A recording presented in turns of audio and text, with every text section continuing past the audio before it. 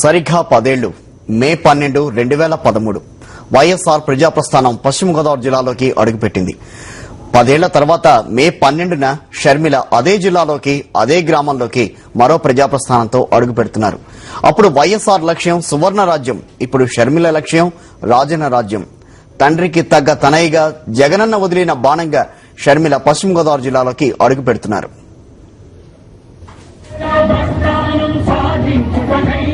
ఆదివారం సాయంత్రం మరో ప్రజాప్రస్థానం పశ్చిమ గోదావరి జిల్లాలోకి అడుగు పెట్టబోతోంది.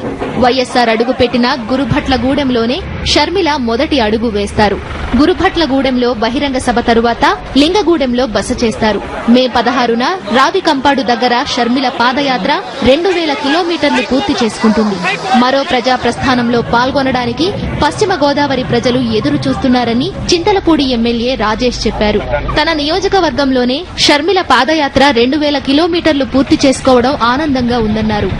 రాజశేఖర్ రెడ్డి గారు మాకిచ్చినటువంటి హామీలు ఈ ప్రభుత్వం తొంగలో తొక్కినటువంటి విషయాన్ని కూడా మా నియోజకవర్గ ప్రజలందరూ కూడా షర్మిలమ్మ గారి దృష్టిలో పెడతానికి సంసిద్ధంగా ఉన్నారు. పశ్చిమ గోదావరి జిల్లాలో 13 నియోజకవర్గాల్లో షర్మిల నడుస్తారని వైఎస్సార్ కాంగ్రెస్ నేత ముదునూరి ప్రసాదరాజు చెప్పారు. 25 రోజుల పాటు 275 కిలోమీటర్లు నడుస్తారని తెలిపారు. 10 ఏళ్ల క్రితం వైఎస్సార్ మండుటెండలను సైతం లెక్క చేయకుండా ప్రజల సమస్యలు తెలుసుకున్నారు. షర్మిల కూడా ప్రజలతో మమేకమవుతూ ప్రజల బాధలు తెలుసుకుంటారని పేర్కొన్నారు. మరి ఈ రోజున మరో ప్రజాప్రస్థానం పేరుతోటి షర్మిల గారు చేస్తున్నటువంటి ఈ కార్యక్రమాన్ని మరి ఈ పశ్చిమ గోదావరి జిల్లాలో ఉన్నటువంటి వైఎస్ఆర్ శ్రేణులందరూ కూడా ఆవిడ పాదయాత్రలో భాగస్వాములు అవ్వాలని హృదయపూర్వకంగా కోరుకుంటూ ఉన్నాం.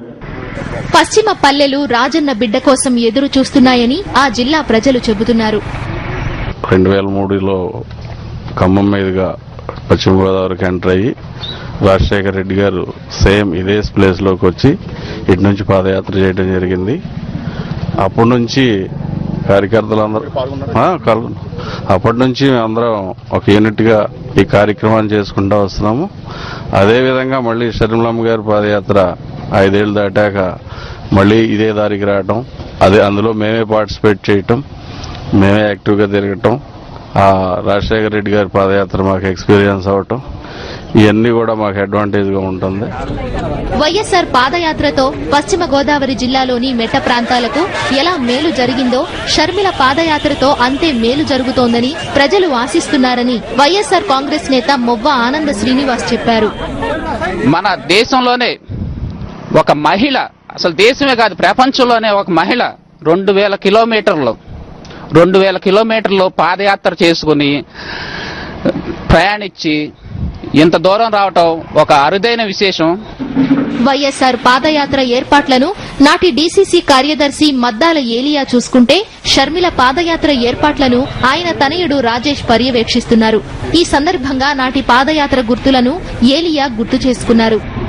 వేసిన నాట్లు కూడా ఎండిపోయి కన్నీరు మున్నీరుగా కల్పించేవాళ్ళు. చోళ్లు, రాగులు, సద్దలు, జొన్నలు తినే ఈ ప్రాంతానికి వైఎస్ రాజశేఖర రెడ్డి గారు వచ్చి ఈ ప్రజల యొక్క బాధలు చూసి కన్నీళ్లు మున్నీళ్లుగా ఎంతో బాధపడిపోయారు. అయ్యా ఇది పరిస్థితి మేము అందరం చెప్పుకుంటే ఆయన ఆ భగవంతుని దయ వల్ల మనకు అవకాశం రానియండి, నిత్య కళ్యాణం పచ్చతారణం చేస్తానని కూడా ఆయన మాట ఇచ్చారు. పశ్చిమ గోదావరి జిల్లాలో షర్మిల పాదయాత్రను విజయవంతం చేస్తామని వైఎస్సార్ కాంగ్రెస్ నేతలు ప్రకటించారు.